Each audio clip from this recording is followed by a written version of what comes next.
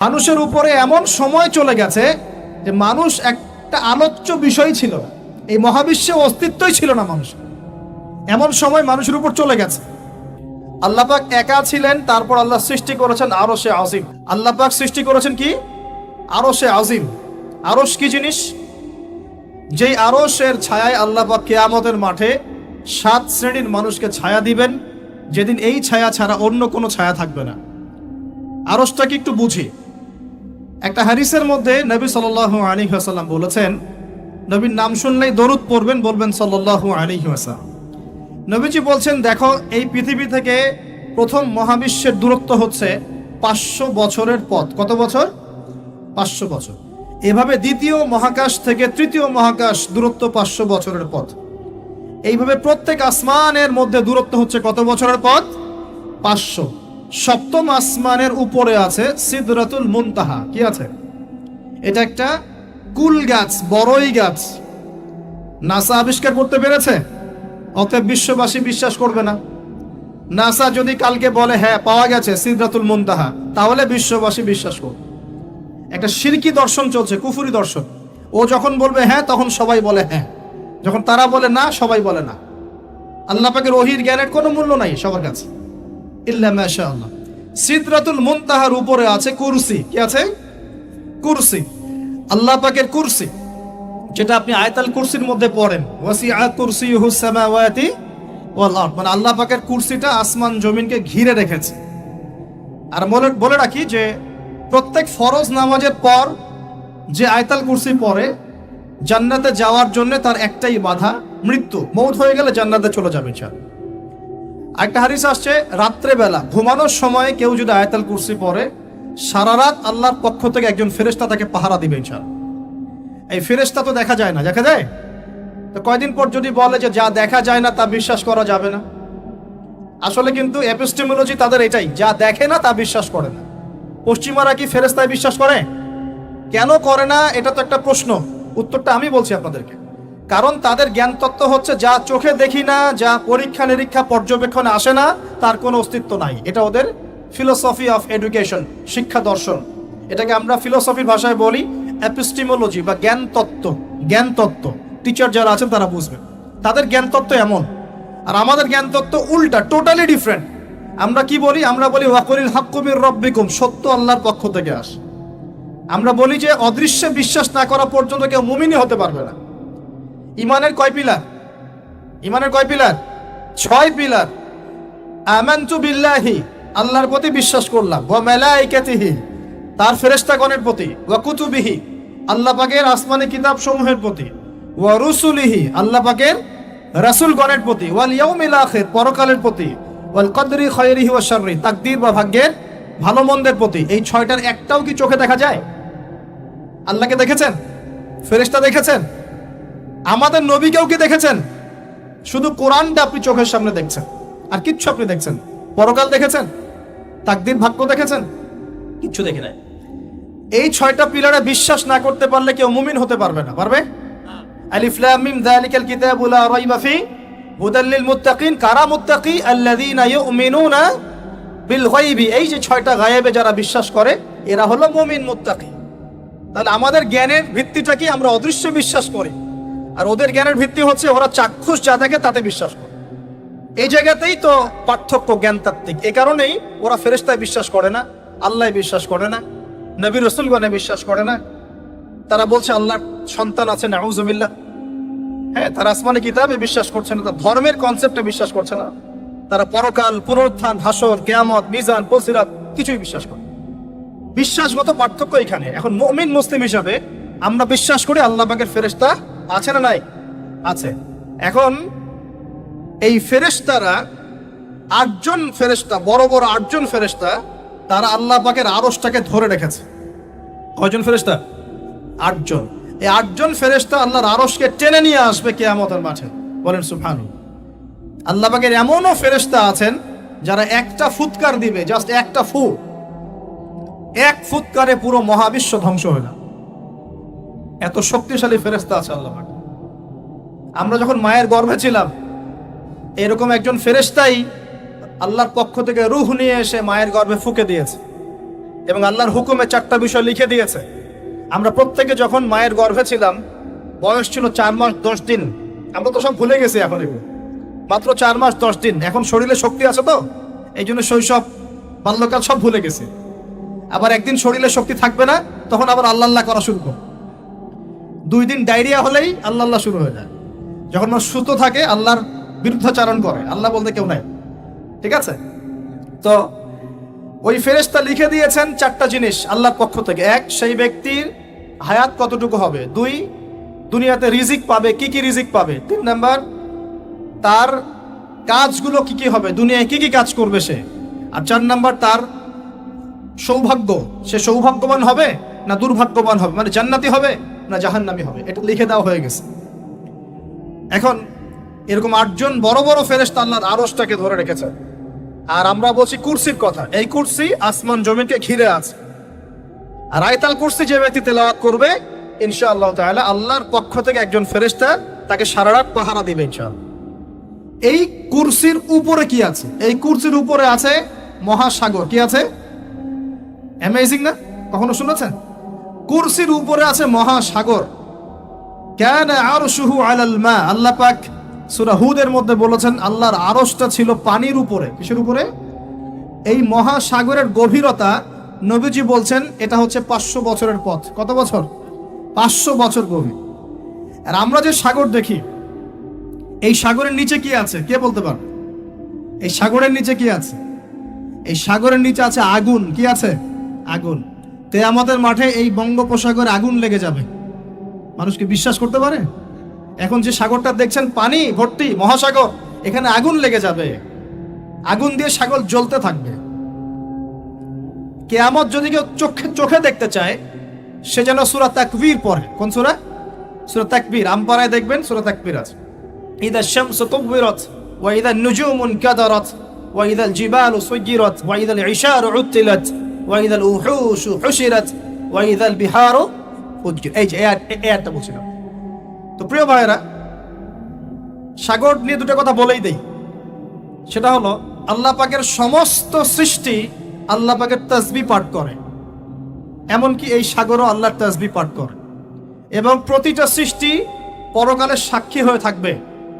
ওই সাগরের কিনারে দাঁড়িয়ে যারা ন্যাংটা হয়ে নগ্ন হয়ে দাঁড়িয়ে আছে, গোসল করছে, সাগর তাদের বিরুদ্ধে সাক্ষী দিবে। ওখানে দাঁড়িয়ে যারা গাঁজা খাচ্ছে, ফেন্সিডিল খাচ্ছে, ইয়াবা খাচ্ছে, সমকামিতা করছে, গান বাজনা করছে, সাগর ওদের বিরুদ্ধে সাক্ষী দিবে।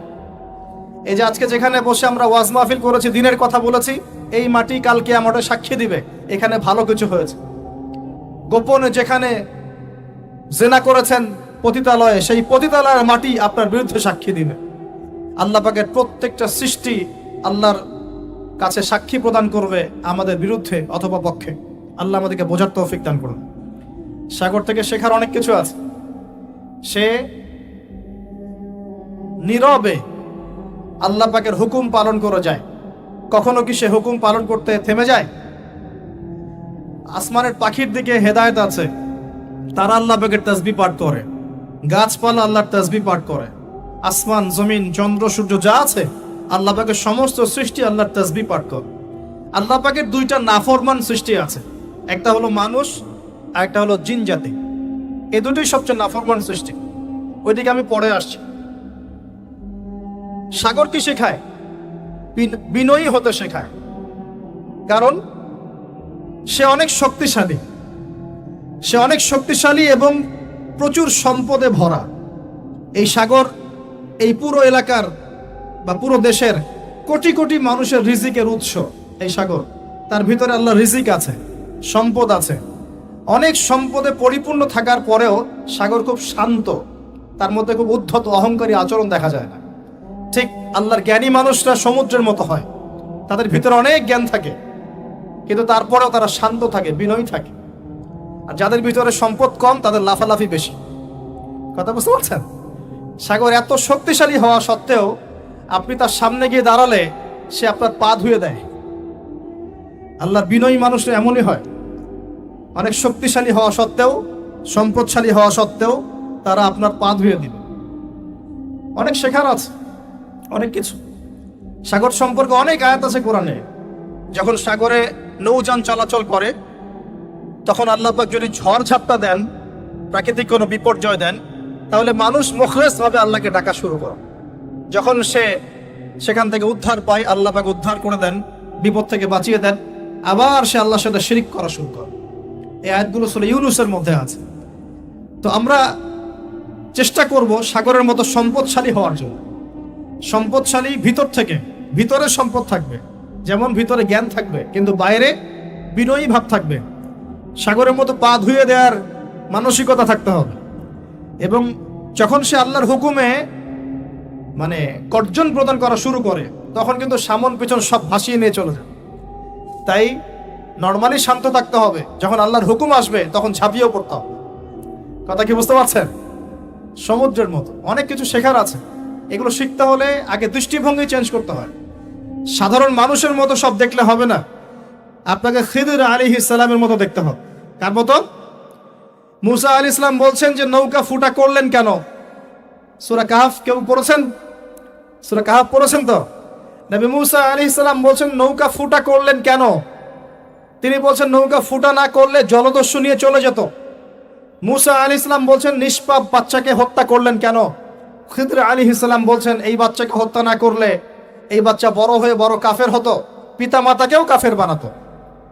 মুসা আলাইহিস সালাম বলছেন এই দেয়াল কেন নির্মাণ করলেন পারিশ্রমিক ছাড়াই? তিনি বলছেন দেয়াল নির্মাণ না করলে এর নিচে থাকা সম্পদ, এতিম বাচ্চাদের সম্পদ মানুষ নিয়ে চলে যেত। তিনটা প্রশ্নেই মুসা আলাইহিস সালাম বাইরের চোখ দিয়ে দেখেছেন, খিদর আলাইহিস সালাম তার ভিতরের চোখ দিয়ে দেখেছেন। এই যুগে যদি আপনি ফিতনা চিনতে চান, দাজ্জালীয় সভ্যতাকে চিনতে চান, তাদের প্ল্যানগুলো বুঝতে চান, স্বাভাবিক দৃষ্টিভঙ্গি দিয়ে দেখলে হবে না, ভিতরের চোখ দিয়ে দেখা শিখতে হবে। এটা সবচেয়ে বড় কথা আজকের মাহফিলে। দৃষ্টিভঙ্গি চেঞ্জ করতে হবে, তারপরে আপনি ফিতনা ধরতে পারবেন, সমাধানও খুঁজে বের করতে পারবেন ইনশাআল্লাহ। তবে বাস্তবতা কি জানেন? বাস্তবতা হচ্ছে খিদর আলাইহিস সালামের মতো মানুষদেরকে এই সমাজ মূল্যায়ন করে না। যাদের মধ্যে খিদরের মতো অন্তর্দৃষ্টি আছে তাদেরকে সমাজ মূল্যায়ন করে না, তাদেরকে মানুষ বলে পাগল। যেমন নবী সাল্লাল্লাহু আলাইহি ওয়াসাল্লামকেও মানুষ বলেছিল মাজনুন, পাগল হয়ে গেছে।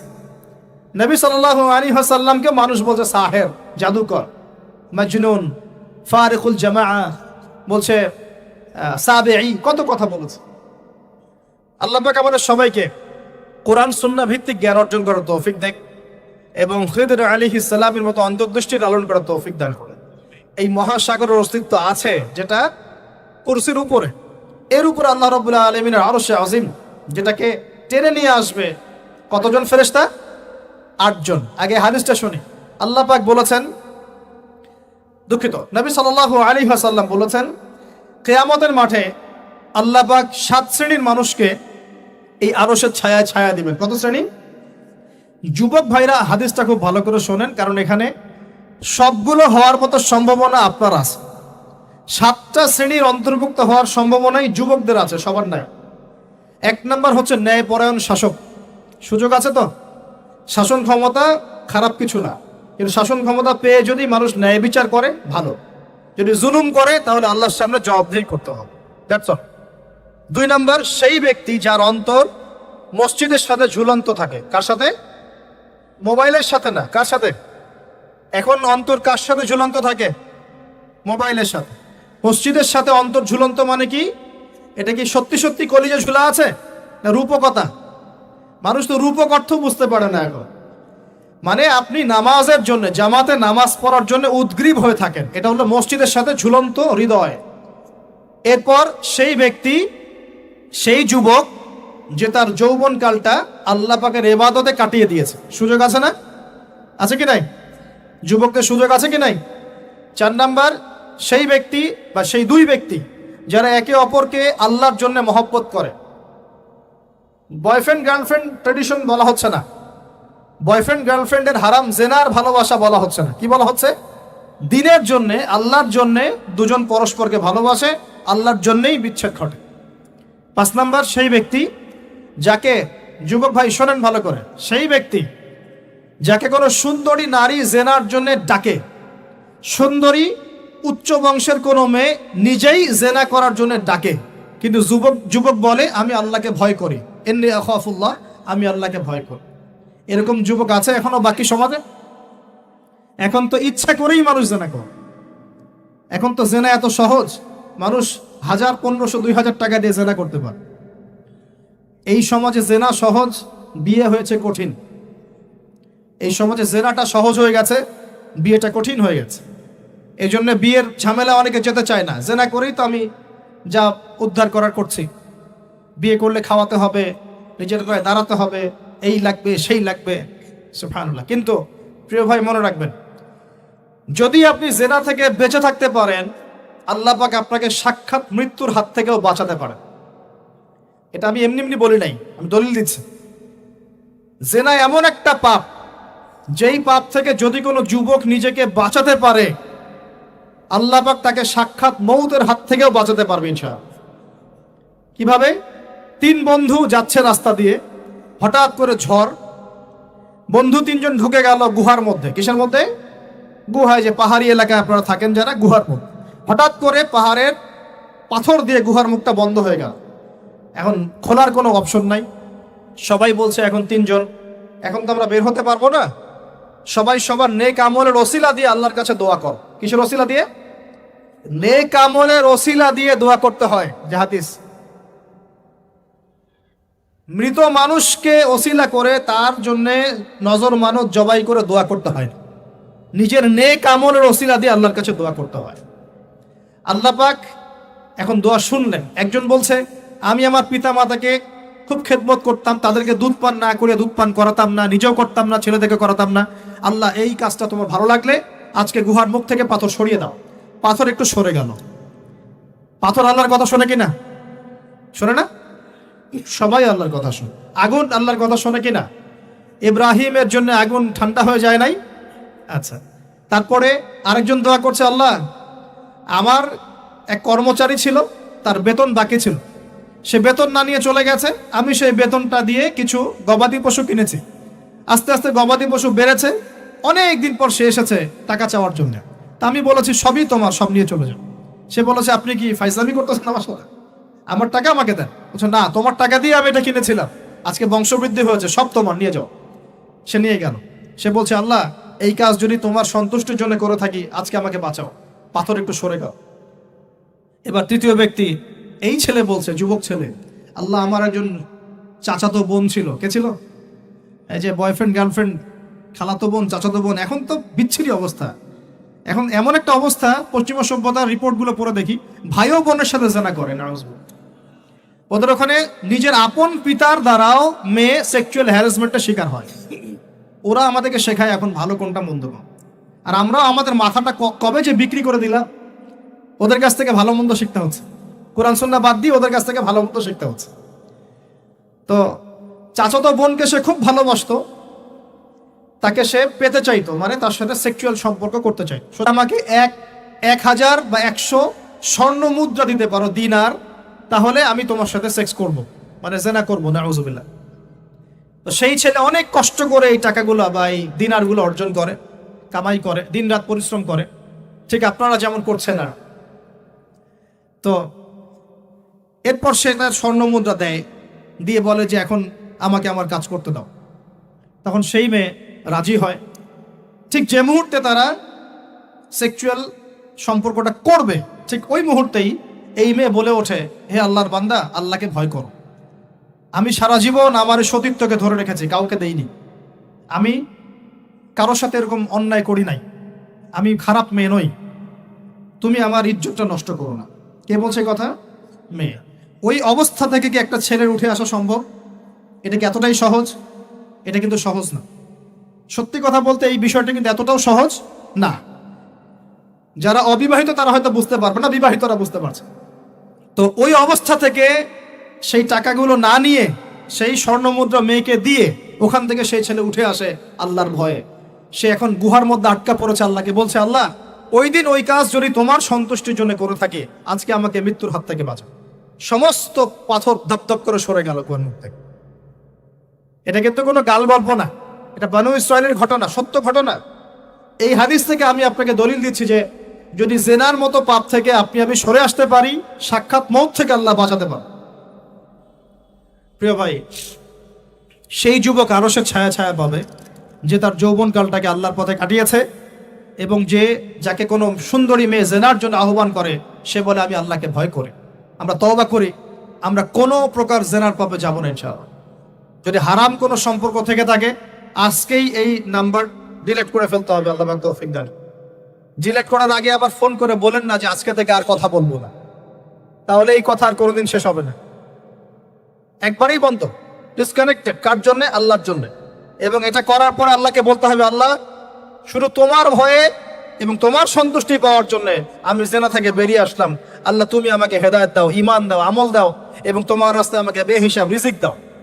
এবং নেককার কুমারী, নেককার প্রেমময়ী, তাকওয়াবাদ, মুত্তাকি একজন স্ত্রী আল্লাহ তুমি আমাকে দান করো। ইনশাআল্লাহ আল্লাহ পাক আপনাকে দান করো। আল্লাহ পাক দান। আল্লাহ পাকের জমিন প্রশস্ত, আল্লাহর হাত প্রশস্ত।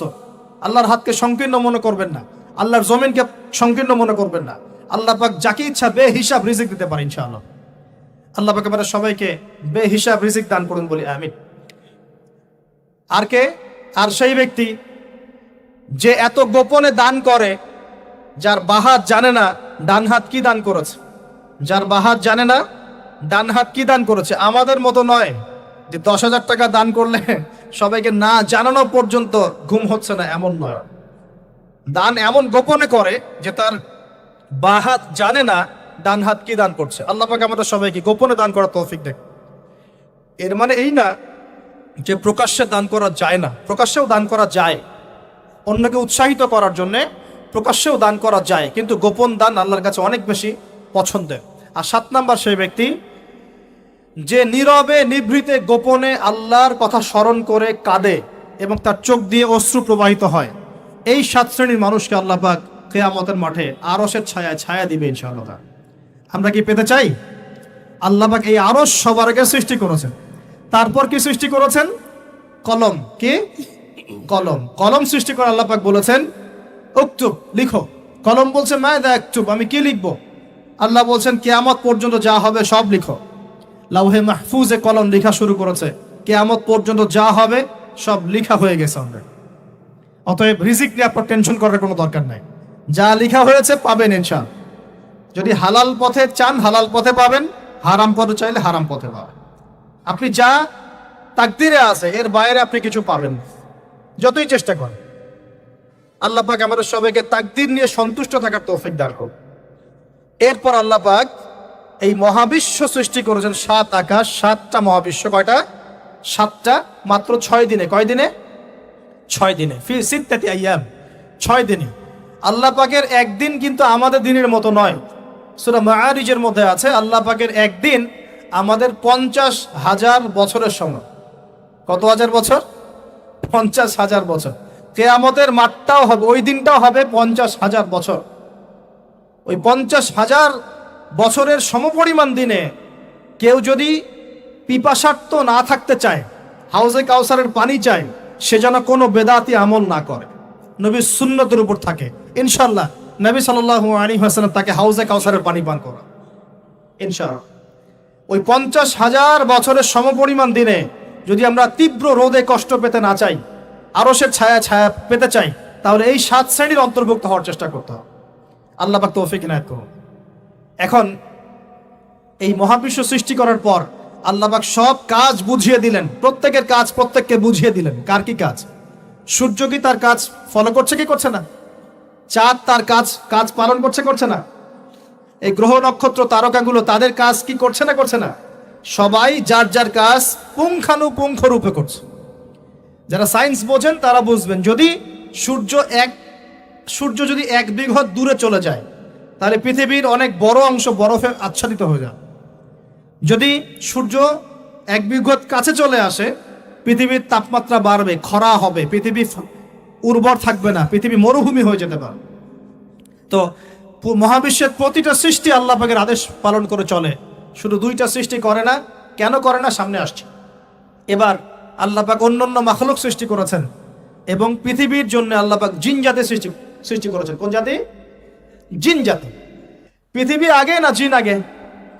বলেন। আগে পৃথিবী। জিন জাতিকে সৃষ্টি করে আল্লাহ পাক পৃথিবীতে থাকার সময় দিয়েছিলেন। তারা তাই করেছিল, আজকের মানুষরা যাই করছে। তারা আল্লাহ পাকের বিরুদ্ধাচরণ করা শুরু করেছে। আল্লাহ পাক তাদেরকে ধ্বংস করে দিয়েছে। তবে একজনকে রেখে দেয়া হয়েছে। কাকে? তার নাম হচ্ছে ইবলিস। কি নাম? ইবলিস।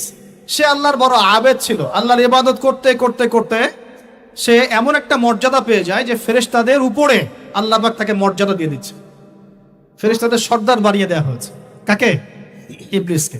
আচ্ছা, এবার পৃথিবী কিন্তু তার জায়গায় আছে। পৃথিবী কিন্তু ধ্বংস হয়ে যায় নাই। পৃথিবী আগে সৃষ্টি করা হয়েছে, ওটা তার জায়গায় আছে।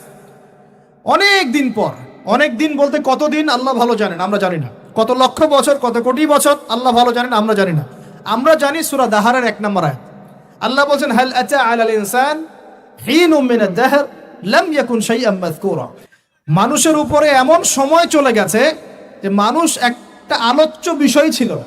এই মহাবিশ্বে অস্তিত্বই ছিল না মানুষ। এমন সময় মানুষের উপর চলে গেছে। আমরা এখন মনে করি মানুষই সবকিছু, নাকি? আল্লাহ বলছেন একটা সময় ছিল মানুষের অস্তিত্বই ছিল। আল্লাহ পাক বহুদিন পরে এবার ফেরেশতাদেরকে ডাকলেন, ডেকে বলছেন, ওয়াইজ ক্বালা রাব্বুকা লিল মালায়েকা ইন্নী জাঈলুন ফিল আরদি খলিফা। হে আমার ফেরেশতারা, আমি ওই জমিনে, পৃথিবীতে, আরদে আমি আমার খলিফা পাঠাতে চাই। কি চাই? খলিফা পাঠাতে চাই। আল্লাহর খলিফাকে এক কথায় যে আল্লাহর হুকুম মেনে চলে, যে আল্লাহর হুকুম মেনে চলে এবং প্রতিষ্ঠা করে, ন্যায় বিচার প্রতিষ্ঠা করে, সে আল্লাহর খলিফা। যে আল্লাহর হুকুম মানে না, প্রচার প্রসার প্রতিষ্ঠাও করে না, ন্যায় বিচারও করে না, সে আল্লাহর খলিফা নয়, শয়তানের খলিফা। কথা ক্লিয়ার? আচ্ছা, এবার ফেরেশতারা কি বলছেন? ফেরেশতারা বলছেন, আতাজআলু ফিহা মান ইউফসিদু ফিহা ওয়া ইয়াসফিকু দিমা। আপনি কি এমন কাউকে সৃষ্টি করতে যাচ্ছেন যে পৃথিবীতে গিয়ে ফিতনা ফাসাদ করবে আর রক্তপাত ঘটাবে? কয়টা কাজ করবে? দুইটা। ফিতনা ফাসাদ করবে, রক্তপাত ঘটাবে। আজকে সারা দুনিয়ায় মানুষ ফিতনা করছে কিনা? পরিবেশ বিপর্যয় করছে, পলিটিক্সে ফিতনা, ইকোনমিক্সে ফিতনা, সমাজে ফিতনা, কালচারে ফিতনা, এখন এডুকেশনেও ফিতনা, সবখানেই ফিতনা। তো এইটাই ফেরেশতারা বলেছিলেন যে মানুষ ফিতনা সৃষ্টি করবে। আর কি করবে? রক্তপাত ঘটাবে। সারা বিশ্বে রক্তপাত ঘটাচ্ছে কিনা মানুষ? ঘটাচ্ছে না? এই তো প্রথম বিশ্বযুদ্ধে কত মানুষ মারা গেছে? 3 থেকে 4 কোটি। 3 থেকে 4 কোটি। নবী সাল্লাল্লাহু আলাইহি ওয়াসাল্লাম এবং সাহাবীরা যত যুদ্ধ করেছেন ইসলামের জন্য, সবগুলো যুদ্ধের পরিসংখ্যান মিলালে 10,000 মানুষও মারা যায় নাই। 10,000ও না। আর তোমাদের শুধু প্রথম বিশ্বযুদ্ধেই 3 থেকে 4 কোটি মানুষ মারা গেছে। প্রিয় ভাইয়েরা, যেটা বলতে চাচ্ছিলাম, ফেরেশতারা বলেছেন রক্তপাত ঘটাবে আর ফাসাদ সৃষ্টি করবে। তারা কি সঠিক না ভুল? ফেরেশতারা সঠিক না ভুল? সঠিক। তারা কি গায়েব জানতেন? উত্তর না। তারা কিসের আলোকে বলেছেন? ওই যে বাসিরা, দূরদর্শিতা। জিন জাতি যা করেছে এরা তো তাই করতে পারে। আল্লাহ পাক কি বলছেন? আল্লাহ পাক বলছেন, ইন্নী আ'লামু মা লা তা'লামুন। আমি যা জানি তোমরা তা জানো না। মানে আমার অনেক শুকরগুজার বান্দা থাকবে যারা আমার আনুগত্য করবে, আমার বিরুদ্ধাচরণ করবেন।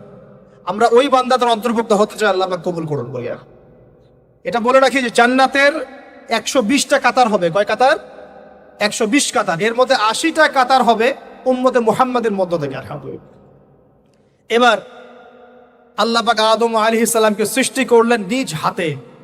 সূরা সাদের মধ্যে আল্লাহ পাক বলেছেন, খালাকতু বিয়াদাই। আমি নিজ হাতে ওকে সৃষ্টি করেছি। আল্লাহর হাত কেমন সেটা ব্যাখ্যা করার দরকার নাই, এগুলো নিয়ে চিন্তা করতে যাবেন না। আল্লাহ পাকের মতোই, কারোর সাথে সাদৃশ্যপূর্ণ নয়। আল্লাহ পাক এবার আদম আলাইহিস সালামকে সৃষ্টি করে নাম শিক্ষা দিলেন। ওয়াল্লামা আদামাল আসমাআ কুল্লাহা। এই মহাবিশ্বের যত জ্ঞান আল্লাহ পাক আদম আলাইহিস সালামকে শিক্ষা দিলেন। বলেন সুবহানাল্লাহ। এখান থেকে দলিল পেলাম আমাদের পিতা বানর থেকে হয় নাই, আমাদের পিতাকে আল্লাহ পাক সৃষ্টি করেছেন। আমাদের পিতাকে কে সৃষ্টি করেছেন?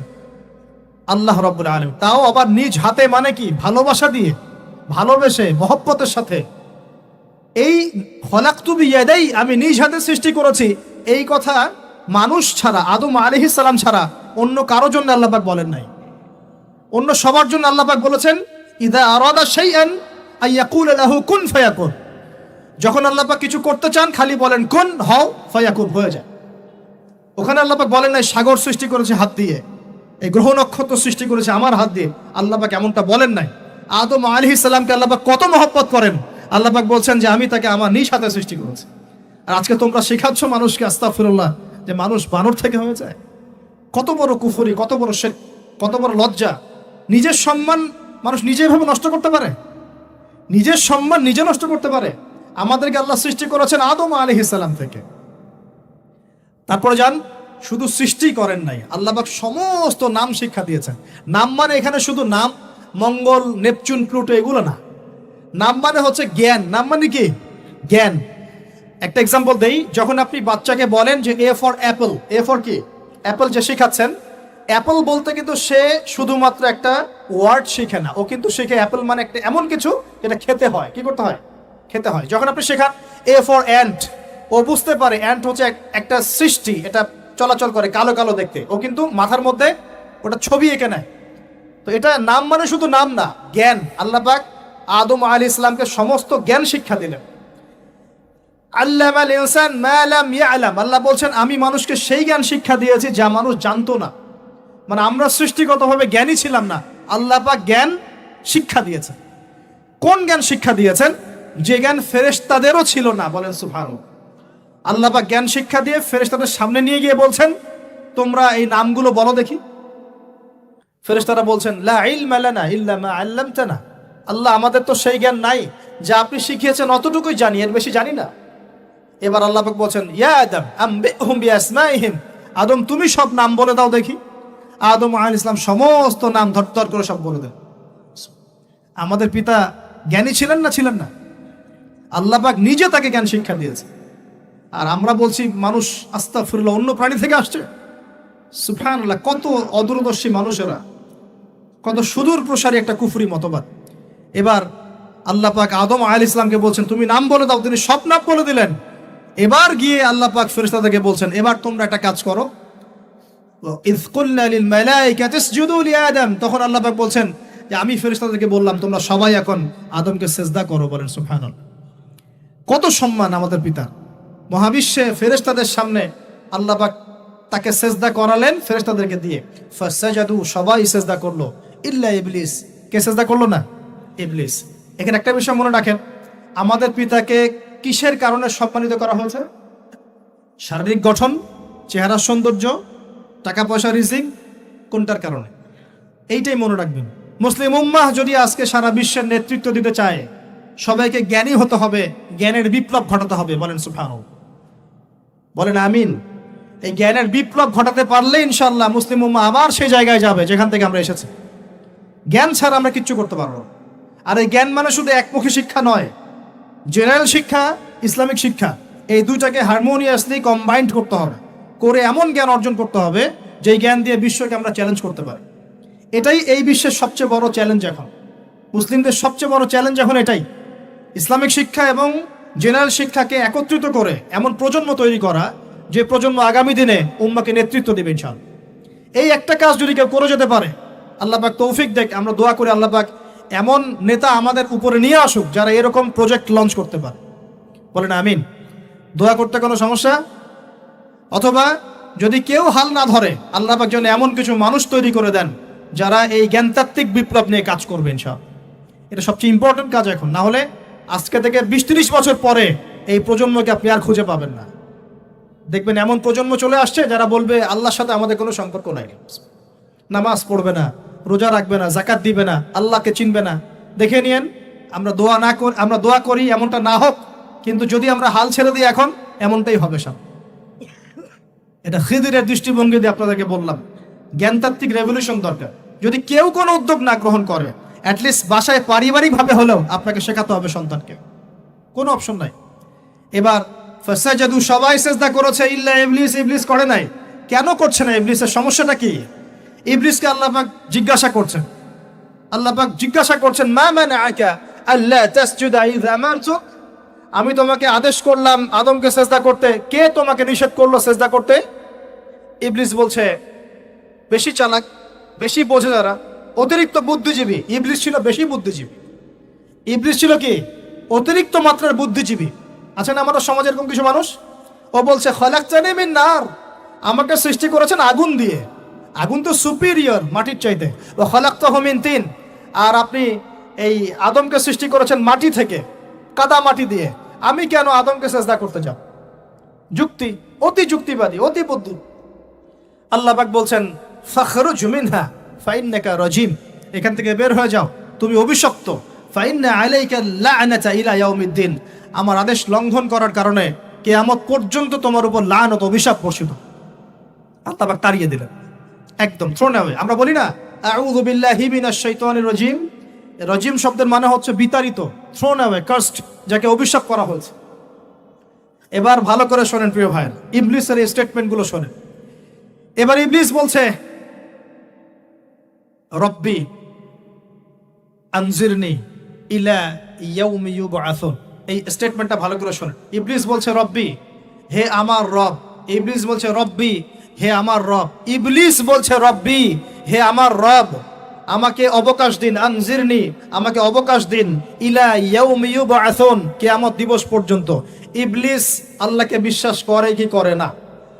ইবলিস আস্তিক না নাস্তিক বলেন? ইবলিস বলছে রব্বি, রব্বি মানে কি? হে আমার রব। রব্বি মানে রব না, রব্বি মানে আমার রব।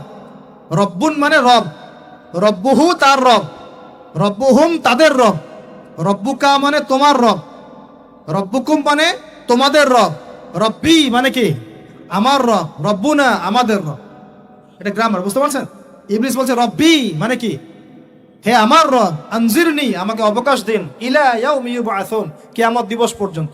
ইবলিস আস্তিক না নাস্তিক? তাহলে এখন বলেন তো, আমরা যারা দুনিয়াতে আল্লাহকে অস্বীকার করছি তারা ইবলিসের চেয়ে বড় না ছোট? দলিল দিলাম তো, নাকি এমনি এমনি বললাম? আচ্ছা, আল্লাহ পাক বলছেন যাও, ফাইন্নাকা মিনাল মুনজারিন, তোমাকে অবকাশ দেয়া হলো। কারণ কিয়ামত পর্যন্ত সময় আল্লাহর কাছে খুব বেশি কিছু, মানে একদিনেরও কম, অল্প সময়, একটা সকাল একটা সন্ধ্যার মতো।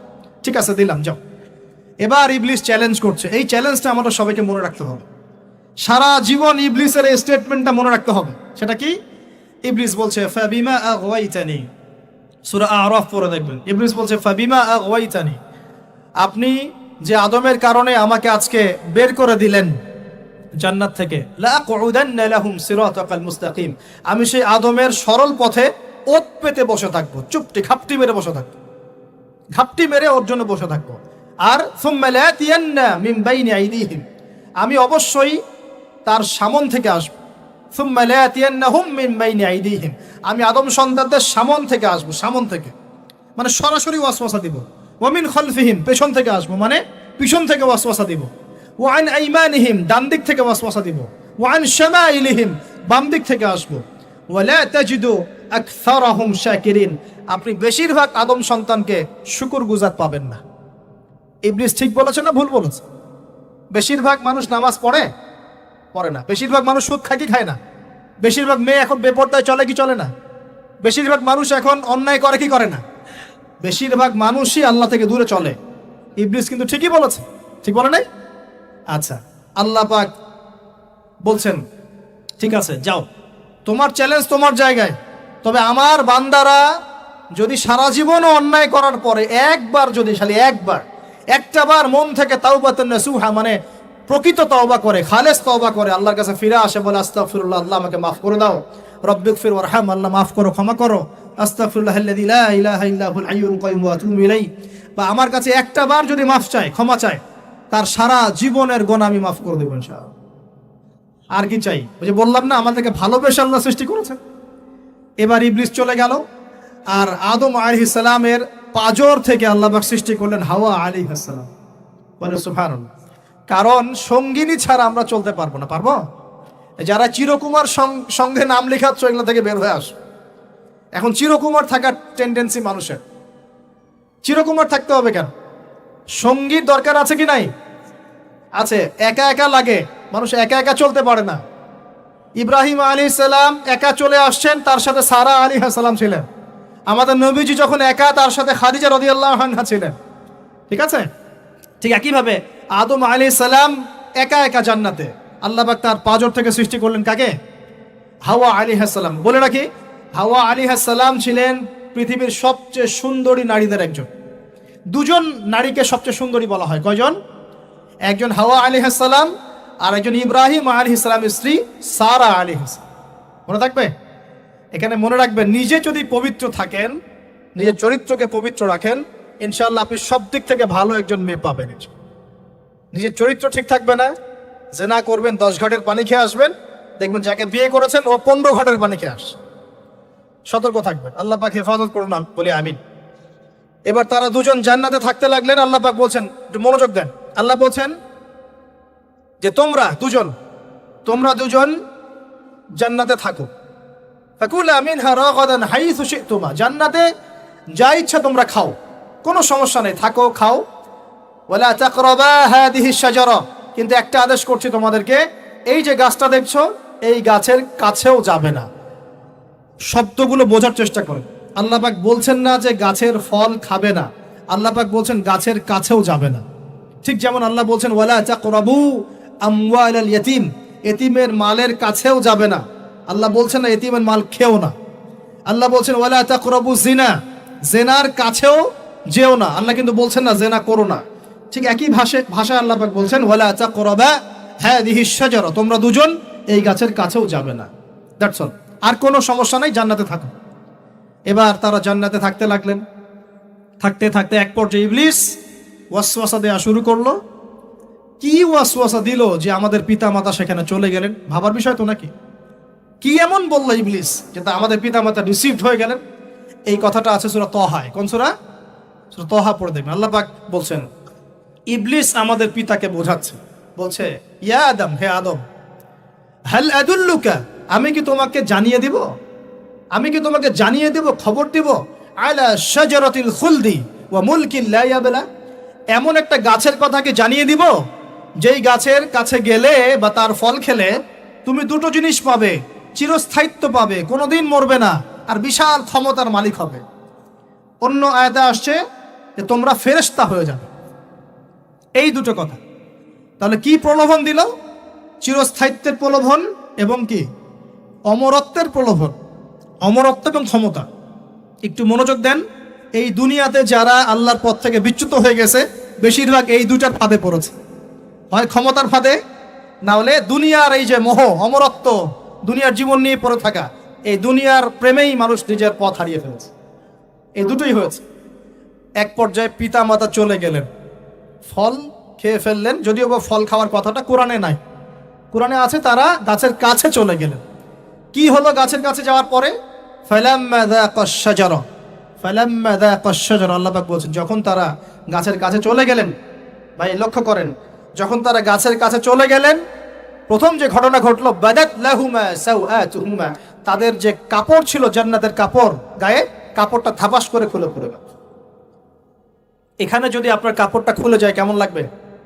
বা কেউ যদি জোর করে কাপড় আপনার খুলে ফেলে কেমন লাগবে? কেউ যদি 10 জন জোর করে ধরে আপনার কাপড় খুলে দেয় কেমন লাগবে? আপনি নিজের জীবনের চাইতে বেশি কাপড়টা ধরে রাখার দিকে মনোযোগী হবেন না? আমাদের পিতা মাতাকে শয়তান জান্নাতে ফেরেশতাদের সামনে নগ্ন করে দিল, কাপড় খুলে পড়ে গেল।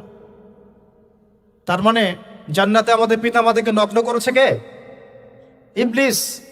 তাহলে দুনিয়াতে যারা এখন আমাদের গা থেকে কাপড় খুলতে চায়, বেপর্দায় চলতে চায়, পর্দাকে কুপ্রথা বলে, কুসংস্কার বলে, যারা বলে যে অশ্লীলতার বিপ্লব ঘটুক, পোশাকের কোনো বাধা ধরা নিয়ম না থাকুক, সবাই স্বাধীন, যারা নগ্নতা অশ্লীলতার প্রচার প্রসার চায়, যারা মুসলিমদের গা থেকে কাপড় খুলতে চায়, এরা তাহলে কার হয়ে কাজ করছে?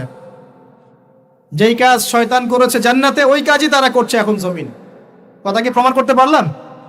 প্রথম দুর্ঘটনা কোনটা? প্রথম দুর্ঘটনা এটা নয় যে তারা আল্লাহর হুকুম আহকাম ত্যাগ করেছেন, আল্লাহকে অস্বীকার করেছেন, কুফরি করেছেন, শিরিক করেছেন, এগুলো হয়নি। প্রথমে সর্বপ্রথম দুর্ঘটনা হয়েছে গা থেকে কাপড় খুলে পড়ে গেছে, তাও জান্নাতে সবার সামনে। এবার আমাদের পিতামাতার কি অবস্থা চিন্তা করেন, লজ্জাস্থান প্রকাশিত হয়ে গেছে। এবার তারা জান্নাতের গাছের পাতা ছিঁড়ে ছিঁড়ে ছিঁড়ে গা এই লজ্জাস্থান ঢাকা শুরু করলেন। এটা সূরা আরাফের মধ্যে আছে। এবার আল্লাহ পাক তাদেরকে বললেন, আলাম আকুল লাকুমা, আমি কি তোমাদের দুজনকে বলি নাই, ইন্নাশ শাইতানা লাকুমা আদুউম মুবিন, শয়তান তোমাদের স্পষ্ট শত্রু, আমি কি তোমাদেরকে বলি নাই? এবার আমাদের পিতামাতা দরদর করে চোখের পানি ফেলে দিয়ে আল্লাহকে বলছেন, রব্বানা যালামনা আনফুসানা ওয়া ইল্লাম তাগফির লানা ওয়া তারহামনা লানাকুনান্না মিনাল খাসিরিন। এই দোয়া করার পর আল্লাহ পাক তাদেরকে মাফ করে দিলেন, বলে সুবহানাল্লাহ। কিন্তু জান্নাতে আর থাকা হলো না, জান্নাতে আর থাকা হলো না। আমরা অনেকে মনে করি এই ঘটনার কারণে হয়তো আল্লাহ পাক তাদেরকে নামিয়ে দিয়েছেন, এই কথাও ঠিক না। কেন ঠিক না? কারণ আল্লাহ পাক দুনিয়া সৃষ্টি করেছেন আগে, আর আল্লাহ আগেই মানুষ সৃষ্টি করার আগেই আল্লাহ পাক বলেছেন দুনিয়াতে আমার খলিফা পাঠাবো। তার মানে দুনিয়াতে যে আদম আলাইহিস সালামকে পাঠানো হবে এটা আগে থেকেই লেখা ছিল। এবার নামিয়ে দিচ্ছেন আল্লাহ পাক, কুল নাহবিতু মিনহা জামিআ, তোমরা সবাই এখন নেমে যাও। কে কে নেমে যাও? আদম, হাওয়া, ইবলিস সব নেমে যাও। কোথায় নেমে যাও? দুনিয়াতে নেমে যাও। ফাইম্মা ইয়াতিয়ান্নাকুম মিন্নি হুদান, দুনিয়াতে তোমাদের কাছে আমার পক্ষ থেকে হেদায়েত আসবে। কি আসবে? হেদায়েত মানে আল্লাহর কিতাব এবং নবী রাসূল আসবেন। ফামান তাবিআ হুদায়া, যারা আমার হেদায়েতকে মেনে চলবে, ফালা খাউফুন আলাইহিম ওয়ালা হুম ইয়াহজানুন, তাদের কোনো টেনশন নাই, কোনো ভয় নাই। যে জান্নাত থেকে এসেছো ওখানেই ফিরে আসবে ইনশাআল্লাহ। কিন্তু ওয়াল্লাযীনা কাফারু ওয়া কাযযাবু বিআয়াতিনা, যারা আমার আয়াতকে মিথ্যা প্রতিপন্ন করবে, অস্বীকার করবে, ফাউলাইকা আসহাবুন নার, এরা হবে জাহান্নামের অধিবাসী। হুম ফিহা খালিদুন, তারা সেখানে ওই শয়তানের সাথে চিরস্থায়ী হবে। এই দর্শনটা কি সহজ না কঠিন? দুনিয়াতে যাচ্ছ যাও, এই দুনিয়ার জীবন চিরস্থায়ী নয়, নির্দিষ্ট টাইম দেওয়া হয়েছে। এখানে মাতাউন ইলা হিন, এখানে নির্দিষ্ট সময়ের জন্য তোমাদেরকে রিজিক দেওয়া হবে, আবাসস্থল দেওয়া হবে, স্ত্রী সন্তান বাড়ি গাড়ি সব দেওয়া হবে, তবে এটা চিরস্থায়ী নয়।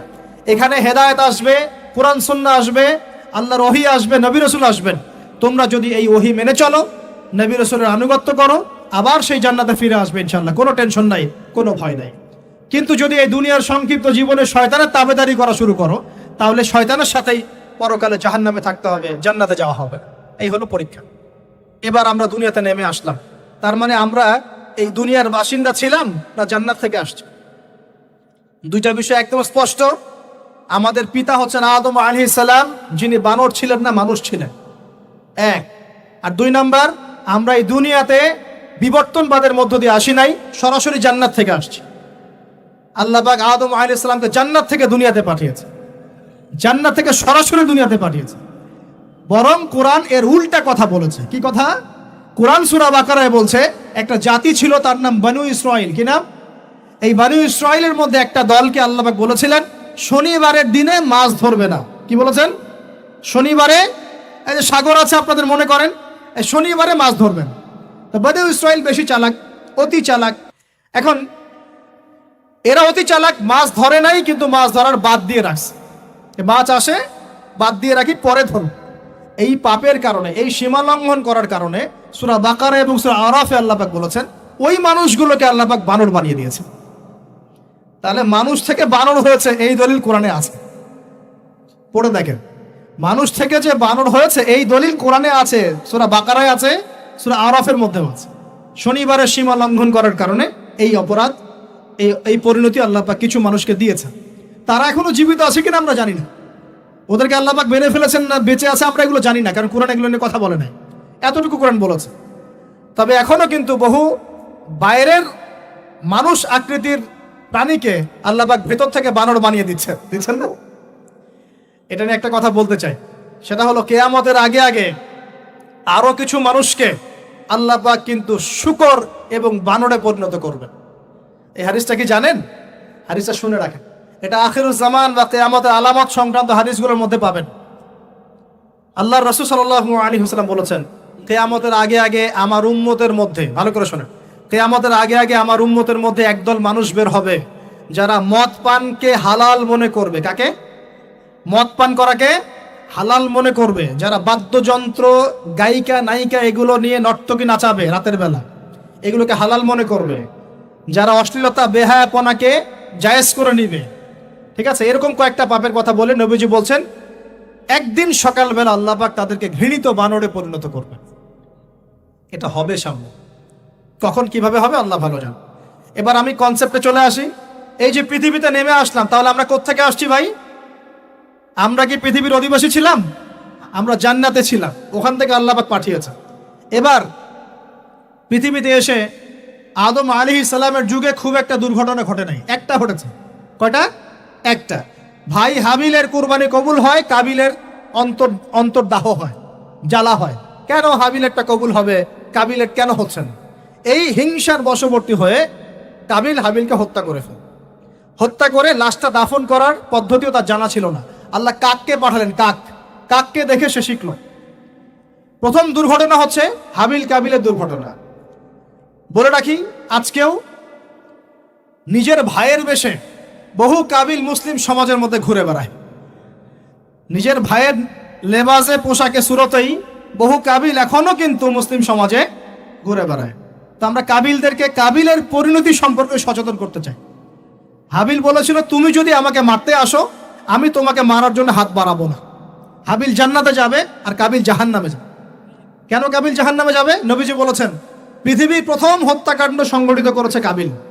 এ কারণে পৃথিবীতে যত খুন হবে, সমস্ত খুনের পাপের একটা অংশ কাবিলের আমল নামায় যোগ করা হবে। বলেন নাউজুবিল্লাহ। একটা কথা মনে রাখবেন, সদকায়ে জারিয়া যেমন আছে, গুনাহে জারিয়াও আছে। একটা মদের দোকান দিয়েছেন, যত মানুষ মদ খাচ্ছে, সমস্ত গুনার একটা অংশ আপনার কাঁধে আসছে। সিনেমা হল করেছেন, মানুষ সারাদিন নেকড়া ছবি দেখে, নগ্ন ছবি দেখে, যত মানুষ এখানে পাপ করবে, সমস্ত পাপের একটা অংশ আপনার কাঁধে যাবে। আবার একটা মাদ্রাসা করেছেন, যত মানুষ এখানে দ্বীনি ইলম শিখবে, এই নেকির একটা অংশ আপনি পাবেন ইনশাআল্লাহ। মরে গেলেও কবরে পাবেন ইনশাআল্লাহ। আল্লাহ পাক আমাদের সবাইকে সদকায়ে জারিয়া করার তৌফিক দেয়। গুনাহে জারিয়া থেকে বাঁচিয়ে রাখুন, খুব খেয়াল রাখবেন। আল্লাহ পাক আমাদের হেফাজত করুন বলি আমিন। এবার ওই যুগ শেষ, নূহ আলাইহিস সালামের যুগ। এই যুগে আল্লাহর একই সুন্নত। নূহ আলাইহিস সালাম 950 বছর দাওয়াত দিলেন, 40টা বা 80টা পরিবার ইসলাম কবুল করেছে, বাকিরা করে নাই। যারা করে নাই আল্লাহ পাক তাদেরকে ডুবিয়ে মারলেন, যারা করেছে আল্লাহ পাক উদ্ধার করুন। সোজা কথা। আজকে সারা পৃথিবীতে যত মানুষ আমরা বেঁচে আছি না, আমরা কোনো না কোনো ভাবে ওই 80 পরিবারের সদস্য। আমরা ভাই ভাই, আমরা ওই ফ্যামিলি, 80 ফ্যামিলির অন্তর্ভুক্ত। কিরকম করে? নূহ আলাইহিস সালামের 4 সন্তান ছিল। কয় সন্তান? এক সন্তানের নাম হচ্ছে হাম। কি নাম? হাম। হাম ছিল একটু কালো বর্ণের। হামকে দিয়ে আফ্রিকার কন্টিনেন্টে যত মানুষ দেখছেন, ব্ল্যাক স্কিনের, কালো স্কিন, এরা সবাই হামের বংশধর। মজা না বিষয়টা? মানুষের অস্তিত্ব পৃথিবীতে, ইতিহাস, এগুলো খুব ইন্টারেস্টিং টপিক। ইতিহাস পড়তে থাকলে আপনি ডুবে যাবেন। কত কিছু বিশ্ব হয়েছে আর কত কিছু হবে সামনে, সুবহানাল্লাহ। তখন আপনার অস্তিত্ব জানান দিবে যে আমি কত ক্ষুদ্র, মহাবিশ্ব কত বড়, আল্লাহ কত বড়, কত সময় চলে গেছে আর আমি এই সময় কি করছি। এক ভাইয়ের নাম শাম। এই শামকে কেন্দ্র করে এই আরবের যে মানুষগুলো আছে, আরব, অ্যারাবিয়ান, এরা শামের বংশধর। আরেক ভাইয়ের নাম ইয়াফাস। কি নাম? ইয়াফাস। ইয়াফাসের বংশধর হচ্ছে পশ্চিমারা, মানে রোমক যেন তারা। আরেক ভাইয়ের নাম ছিল কেনান। কি নাম? কেনান। এ ইমান নিয়ে আসে নাই, ওই যে প্লাবনে ডুবে মরে গেছে। মরে যাওয়ার পরে আদম আলাইহিস সালাম বলেছিল, আল্লাহ আমার পরিবারের অন্তর্ভুক্তকে মাফ করে দাও। আল্লাহ বলেছেন, লাইসা মিন আহলিক, সে তোমার পরিবারের কেউ না। নবীর সন্তান হওয়ার পরেও ইমান না আনার কারণে সে জাহান্নামে গেছে। আর আমরা আর কি এমন মানুষ, অমুক আলেমের সন্তান, অমুক বক্তার সন্তান, হ্যাঁ, অমুক পীরের নবাবজাদা, অমুক তমুক, এইসব বড়াই করে লাভ নাই। আমল, আকীদা, ইমান যদি ঠিক না থাকে, আমাদের বংশ পরিচয় আমাদেরকে বাঁচাতে পারবে, আমাদের দেশ, জাতীয়তাবাদ, বর্ণ বাঁচাতে পারবে। যার যার কবরে তাকে যেতে হবে। নিজের আমল নিয়ে ফিকির করেন, নিজের কবর নিয়ে ফিকির করেন, অন্যের দিকে চোখ দেওয়া বন্ধ করেন, আগে নিজের কবরের ফিকির করেন। আল্লাহ পাক সবাইকে তৌফিক এনায়েত করুন বলিয়া। যারা বুদ্ধিমান তারা নিজেকে নিয়ে ব্যস্ত থাকে, যারা অহংকারী, উদ্ধত, এরা মানুষের পিছনে পড়ে থাকে। আল্লাহ পাক আমরা সবাইকে নিজের চেহারা আয়নায় দেখার তৌফিক দান করুন। হ্যাঁ প্রিয় ভাইরা, নূহ আলাইহিস সালামের যুগ চলে গেল। 950 বছর দাওয়াত দেওয়ার পরে এই পরিণতি হয়েছে। এরপরে আসছে ইব্রাহিম আলাইহিস সালামের সময়। আল্লাহ পাক তাকে উদ্ধার করেছেন, অগ্নি পরীক্ষা থেকে বাঁচিয়েছেন, নমরুদকে আল্লাহ পাক ধ্বংস করেছেন।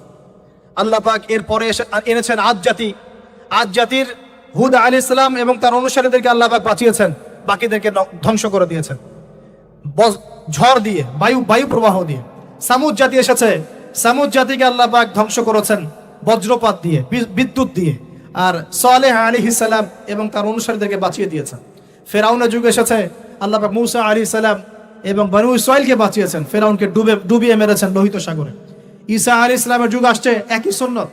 ঈসা আলাইহিস সালামকে আল্লাহ পাক শুধু রক্ষাই করেন নাই, নিজের কাছে উঠিয়ে নিয়েছেন। সুবহানাল্লাহ।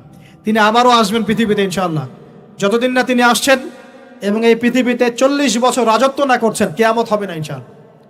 যতদিন পর্যন্ত ঈসা আলাইহিস সালাম আবার ব্যাক না করছেন এবং এই জেরুজালেম থেকে সারা বিশ্বে খিলাফা কায়েম না করছেন, 40 বছর শাসন না চালাচ্ছেন, কিয়ামত হবে না ইনশাআল্লাহ।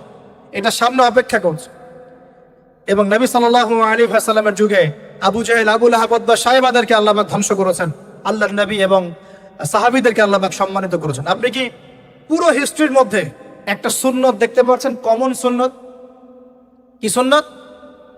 প্রত্যেক যুগে যুগে যারাই আল্লাহর ওই যে বিধান মেনে চলেছে, সমকালীন নবী রাসূলদের আনুগত্য করেছে, আল্লাহ পাকের আনুগত্য করেছে, আল্লাহ পাক তাদেরকে উদ্ধার করেছেন দুনিয়াতেও পরকালে। প্রত্যেক যুগে যুগে যারাই আল্লাহকে মানে নাই, রাসূলকে মানে নাই, আল্লাহর আসমানি কিতাবকে মানে নাই, বিরুদ্ধাচরণ করেছে, কুফরি করেছে, শিরিক করেছে, আল্লাহ পাক সবাইকে ধ্বংস করে দিয়েছেন, কারো কোনো পরোয়া করে না। এই সিলসিলা আজও অব্যাহত আছে, আগামীতেও থাকবে ইনশাআল্লাহ। এখন আমরা যারা এখন বেঁচে আছি, আমরা নবী সাল্লাল্লাহু আলাইহি ওয়াসাল্লামের ইন্তেকালের প্রায় 1450 বছর পরের মানুষ। আল্লাহর নবী এসেছেন এমন সমাজে, যে সমাজে শিরকের পাপ চলছে, সুদের পাপ চলছে, দুর্নীতি চলছে, আপনার কন্যা সন্তানকে জীবিত হত্যা করা হচ্ছে, আপনার মাদক দ্রব্যের সয়লাভ চলছে, মেয়েদের অধিকার দেওয়া হচ্ছে না, হ্যাঁ, গোত্রীয় হানাহানি চলছে। ওই সমাজটাকে তিনি 23 বছরের মধ্যে পাল্টে ফেললেন। কত বছর? 23 বছর। কিভাবে পাল্টালেন? উত্তর, তিনি প্রথমে জ্ঞানের চর্চা করেছেন। কিসের চর্চা? জ্ঞানের। আল্লাহ পাক প্রথম ওহী নাযিল করেছেন, ইকরা বিসমি রাব্বিকাল্লাযী খালাক, পড়ুন আপনার রবের নামে যিনি আপনাকে সৃষ্টি করেছেন। নবী সাল্লাল্লাহু আলাইহি ওয়াসাল্লাম সাহাবীগণ কোরআনের 6টা হক আদায় করেছেন। কয়টা হক? 6টা। তারা কোরআন পড়া শিখেছেন। আমরা সবাই কোরআন পড়া শিখবো তো ইনশাআল্লাহ? তারা কোরআনের অর্থ শিখেছেন। আমরা কোরআনের অর্থ শিখবো তো ইনশাআল্লাহ? তারা কোরআনের আদেশগুলো মেনেছেন। আমরা কোরআনের সব আদেশ মানবো তো ইনশাআল্লাহ? তারা কোরআনের সমস্ত নিষেধগুলো বর্জন করেছে। আমরা নিষেধ বর্জন করবো তো ইনশাআল্লাহ? তারা কোরআনের দাওয়াত মানুষের কাছে পৌঁছে দিয়েছেন। আমরা কোরআনের দাওয়াত দিব তো ইনশাআল্লাহ? এবং 6 নাম্বার, তারা কোরআনের বিধানগুলোকে বাস্তবায়ন করেছেন। আমরাও বাস্তবায়নের চেষ্টা করবো তো ইনশাআল্লাহ? এই 6টা হক আদায়ের ফলে 23 বছরের ব্যবধানে জাহেলি মক্কা একদম সোনালী মক্কায় পরিণত হয়েছে। 23 বছর পরের মক্কায় আপনি কোনো সুদ পাবেন, কোনো শিরক পাবেন, কোনো মূর্তি পূজা পাবেন, কোনো মেয়ের অবমাননা পাবেন, কোনো জেনা, কোনো ব্যভিচার, কোনো ধর্ষণ, কিচ্ছু পাবেন? 23 বছর পরের মক্কায় কোনো পাপ পাবেন না। কিভাবে সমাজ পরিবর্তন হলো? এই কোরআনের হক আদায়ের মধ্য দিয়ে হয়েছে, নবীর সুন্নাত প্রতিষ্ঠার মধ্য দিয়ে হয়েছে। এরপর কি থেমে গিয়েছিল? উত্তর, না। এরপর আবু বকর সিদ্দিকের যুগ এসেছে, প্রায় 2 থেকে আড়াই বছর তিনি শাসন কার্য চালিয়েছেন। ওই যুগে কি মানুষ আবার খারাপ হয়ে গিয়েছিল? উত্তর, না। বরং ইসলাম আরো বেগবান হয়েছে, আলহামদুলিল্লাহ। এরপর এসেছে উমর রাদিয়াল্লাহু আনহুর যুগ। কত বছর? প্রায় 10 বছর। কত বছর? 10 বছর। এই 10 বছরে কি মুসলিমরা আবার খারাপ হয়ে গিয়েছিল? উমর রাদিয়াল্লাহু আনহুর কোর্টের মধ্যে কি প্রতিদিন কেস আসতো? সারা বছরে একটা কেসও আসতো না। মানুষ এত ভালো ছিল, সারা বছরে একটা কেসও আসতো। বরং যারা রাষ্ট্রীয় পর্যায়ে দায়িত্বশীল ছিল, তারা এসে বলতো যে আমাদের ভাতাগুলো বন্ধ করে দেন, বসে বসে বেতন নিব কেন, কোনো তো কেসই আসে না, বসে থাকবো কেন? এরকম সমাজ ছিল। একজন ব্যক্তি খুঁজে পাওয়া যেত না যে নামাজ পড়ে না, একজন মুসলিম পাওয়া যেত না যে জাকাত দেয় না সামর্থ্য থাকলে, এমন মুসলিম খুঁজে পাওয়া যেত না যে কোরআন পড়তে জানে না, হাদিসের চর্চা করে না, যে দাওয়াতি কাজ করে না, যে আল্লাহর পথে দাওয়াত এবং জিহাদে আত্মনিয়োগ করে না, এমন মুসলিমই খুঁজে পাওয়া যেত। এরপরে আসলো উসমান রাদিয়াল্লাহু আনহুর যুগ। ওই যুগে ফিতনা শেষের দিকে সৃষ্টি হওয়া শুরু হয়। কোন বিষয়কে কেন্দ্র করে? কোরআন সংকলনকে কেন্দ্র করে ফিতনা সৃষ্টি হলো। আতাতায়ীদের, বিদ্রোহীদের হাতে উসমান রাদিয়াল্লাহু আনহুকে নির্মমভাবে শাহাদাত বরণ করতে হয়েছে। তিনি প্রায় 12 বছর শাসন কার্য চালিয়েছেন। ইসলাম আরো এগিয়ে গেছে। এরপর এসেছে আলী রাদিয়াল্লাহু আনহুর যুগ। আলী রাদিয়াল্লাহু আনহুর খেলাফতে ওই উসমান রাদিয়াল্লাহু আনহুর ঘটনাকে কেন্দ্র করে, হত্যাকাণ্ডকে কেন্দ্র করে মুয়াবিয়া রাদিয়াল্লাহু আনহু এবং আলী রাদিয়াল্লাহু আনহুর মাঝখানে একটা ব্যাটল, একটা যুদ্ধ হয়ে গেছে। এর নাম হলো সিফফিনের যুদ্ধ। কিসের যুদ্ধ? সিফফিন। যাই হোক, এক পর্যায়ে আলী রাদিয়াল্লাহু আনহুকে এরকম বিদ্রোহীদের হাতে, খারেজিদের হাতে শহীদ হতে হয়। বলেন ইন্না লিল্লাহি ওয়া ইন্না ইলাইহি রাজিউন। তারপরে হাসান রাদিয়াল্লাহু আনহু অল্প কয়েকদিন শাসন কার্য চালান। তারপর উম্মার ঐক্যের খাতিরে তিনি তার শাসন কার্যের ভারটাকে মুয়াবিয়া রাদিয়াল্লাহু আনহুর হাতে সোপর্দ করে দেন, যা ছেড়ে দিলেন। মুয়াবিয়া রাদিয়াল্লাহু আনহুর সময় থেকে উমাইয়াদের শাসন শুরু হয়। উমাইয়ারা শাসন করেছে প্রায় 132 হিজরি পর্যন্ত। কত হিজরি? 132 হিজরি পর্যন্ত, প্রায় 92 ইয়ার্স, 92 বছর তারা শাসন করেছে।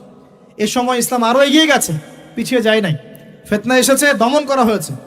মুসলিমরা বীর দর্পে বিশ্বের বুকে শাসন কার্য চালিয়েছে। এরপর এসেছে আব্বাসীয়দের খেলাফত। জাব নদীর যুদ্ধে উমাইয়াদের পরাজয়ের পরে আব্বাসীয়রা ক্ষমতায় আসে। তারাও ইসলামকে এগিয়ে নেওয়ার চেষ্টা করছিল, ইসলাম এগিয়ে যাচ্ছিল, জ্ঞান বিজ্ঞানের প্রসার হচ্ছিল। আলহামদুলিল্লাহ, ইসলাম পিছিয়ে যায় নাই, মুসলিমরা পিছিয়ে যায় নাই। সারা বিশ্বে দাপটের সাথে আমরা চলেছি। তারপর আস্তে আস্তে ওই আব্বাসীয়দের পতন শুরু হলো। কাদের হাতে? এই তাতারিদের হাতে, মঙ্গোলিয়ানদের।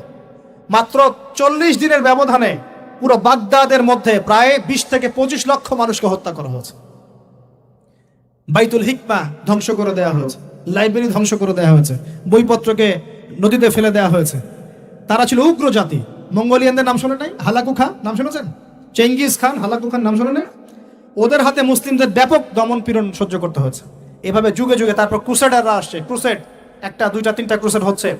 আস্তে আস্তে উসমানীয়দের রাইজিং হয়েছে, ফাতেমি খেলাফত এসেছে, মামলুকদের শাসন এসেছে, এদিকে মোগলরা শাসন করেছে, কর্ডোভার দিকে আব্দুর রহমান তারা শাসন করেছে। মানে এক কথায় সারা বিশ্বে মুসলিম শাসন ছিল। অটোমান এম্পায়ার 1923 এই সময়ের দিকে, 1914 থেকে 1923 এই সময় পর্যন্ত অটোমান এম্পায়ার এই বিশ্বে ছিল। তারপর প্রথম বিশ্বযুদ্ধে যখন তারা রাশিয়ার পক্ষ নেয়, এরপরে ব্রিটেন যখন জয়লাভ করে, এই সময় থেকে মুসলিমদের ডমিনেটেড হওয়ার সময়টা শুরু হয়েছে। তারপরে মুসলিমরা আস্তে আস্তে রাষ্ট্র ভাগ করে ফেলেছে, প্রত্যেক রাষ্ট্র টুকরা টুকরা হয়ে গেছে, ইউনিটি নষ্ট হয়ে গেছে, রাষ্ট্রের ভিতরে বিভিন্ন ফাসাদ তৈরি করে দেওয়া হয়েছে, মুসলিমদের ঐক্য ভেঙে গেছে, ইকোনমি দুর্বল হচ্ছে, সব মিলিয়ে আজকে মুসলিমদের আজকে এই অবস্থা হচ্ছে। আমাদের এখন যুবকরা চিনে না আল্লাহকে, নামাজ পড়তে মানুষ খুঁজে পাওয়া যাচ্ছে না, যাকাত দেওয়ার মানুষ পাওয়া যায় না, রমজান মাসে পার্ট টাইম রোজা রাখে, পার্ট টাইম তারাবি পড়ে, পার্ট টাইম জুমায় আসে, পার্ট টাইম ঈদে নামাজ পড়ে। প্রজন্ম আস্তে আস্তে এই জায়গায় চলে আসছে, আল্লাহকে চিনে না, রাসূলকে চিনে না, ইসলামের হিস্ট্রি জানে না, আমাদের শেকড় জানে না। এমনি এমনি হয়নি, লাস্ট 100 বছরে এই জায়গায় আমরা আসছি। লাস্ট 100 বছরের হিস্ট্রি ভালো করে পড়ে দেখবেন, বলার সময় নাই এখানে। লাস্ট 100 বছরের হিস্ট্রি পড়ে দেখবেন, যে জায়গায় আমরা ছিলাম সেখান থেকে একদম তলানিতে নেমে চলে আসছি। এখন প্রশ্ন হচ্ছে, এই অবস্থায় কি চিরস্থায়ী থাকবো, নাকি এখান থেকে আমরা সামনে যাব? সামনে যে এমনি এমনি যাওয়া হবে না এটা নিশ্চিত। সামনে যাওয়ার জন্য কিছু কাজ এবং ক্রাইটেরিয়া মেনটেন করতে হবে। আমরা জানি এরপরে আসবে ইমামুল মাহদির শাসন, তারপরে আসবে নবী ঈসা আলাইহিস সালামের শাসন, তারপরে দাজ্জালকে মেরে ফেলা হবে। আর দাজ্জালকে মেরে ফেলার আগে দাজ্জাল তার অনুসারীদেরকে নিয়ে বিশ্ব শাসন করবে 40 বছর। 40 বছর না, 40 দিন। 40 দিন।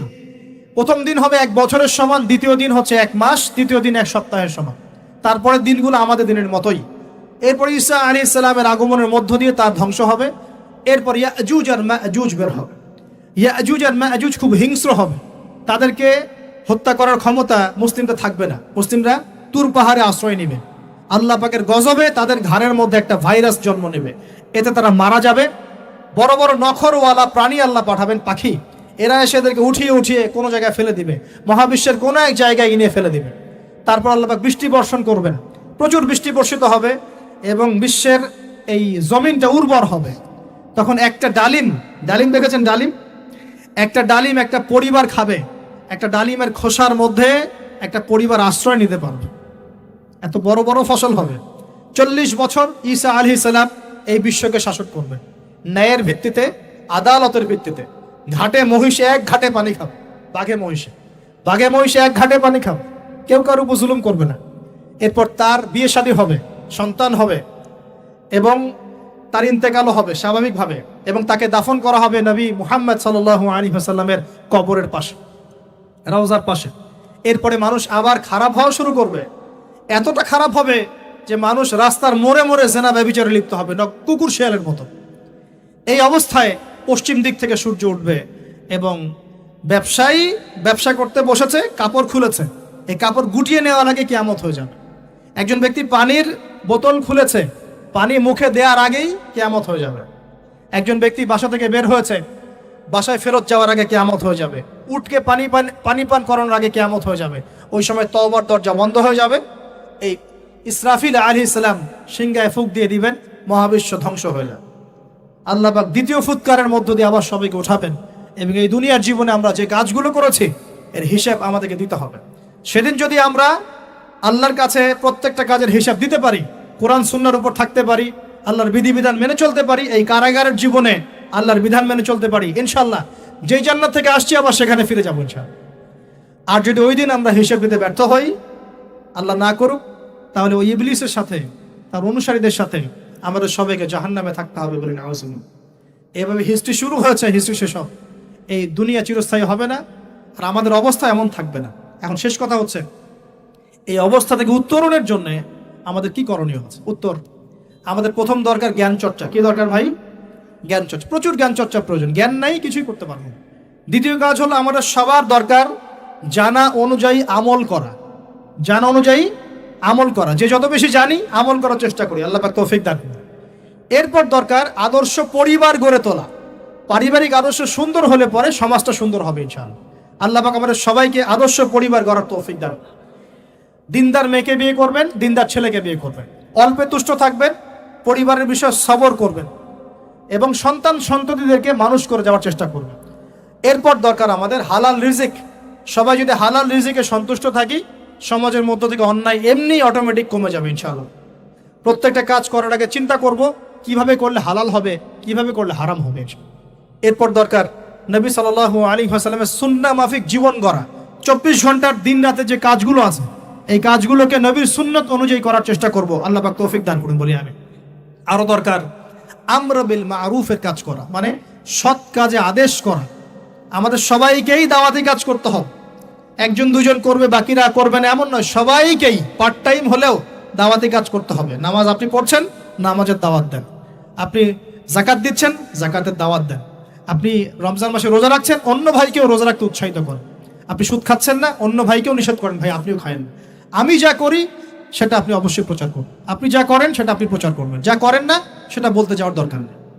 তবে হ্যাঁ, আমলের কথা আপনি বলতেই পারেন। যদি আপনি তাহাজ্জুদ নিয়মিত পড়তে নাও পারেন, মানুষকে আপনি বলতে পারবেন তাহাজ্জুদ নামাজ পড়েন, তাহাজ্জুদ নামাজ পড়া ভালো। ইনশাআল্লাহ আস্তে আস্তে আপনি নিজেও আমল করার চেষ্টা করবেন। আল্লাহ পাক তৌফিক দান করুন।